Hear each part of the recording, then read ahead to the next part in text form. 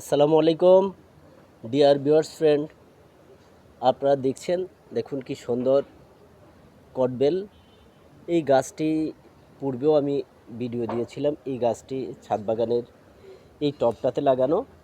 এই গাছটিতে আরও কয়েকটি কদবেল ছিল, 8-10টার মতো কদবেল টিকেছিল, কিন্তু আবহাওয়া, অতিবৃষ্টি, অনাবৃষ্টি প্রত্যেকটা বিষয় আসলে গাছের জন্য ক্ষতিকর। এর মাঝে যে আরও কয়েকটি কদবেল ছিল সেগুলো ঝরে গিয়েছে। মাশাআল্লাহ, এখনও 2টা কদবেল আপনারা দেখছেন। এগুলো ইনশাল্লাহ আরও বড় হবে এবং আরও দেখুন গাছটি নতুন করে যেভাবে শাখা প্রশাখা, সবুজ শাখা বের হয়েছে। ইনশাল্লাহ সেটা আগামী বছরের জন্য হয়তোবা ফুল ধরার জন্য এবং ফুল থেকে ইনশাল্লাহ ফল ধরার জন্য রেডি হচ্ছে, তৈরি হচ্ছে। আর গাছের গোড়ায় যে খাবার, সেটা হয়তো পরবর্তীতে আমি আরও খাবার দিব।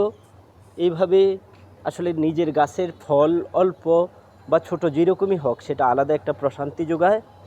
তাই আমরা চেষ্টা করব প্রত্যেকেই আমরা সময় পেলে গাছ লাগাবো। আর এই সংক্রান্ত কোনো প্রশ্ন থাকলে আপনারা কমেন্টস করে জানাবেন, আমি উত্তর দেওয়ার চেষ্টা করব। সবাই ভালো থাকবেন, বেশি বেশি করে গাছ লাগাবেন। ধন্যবাদ।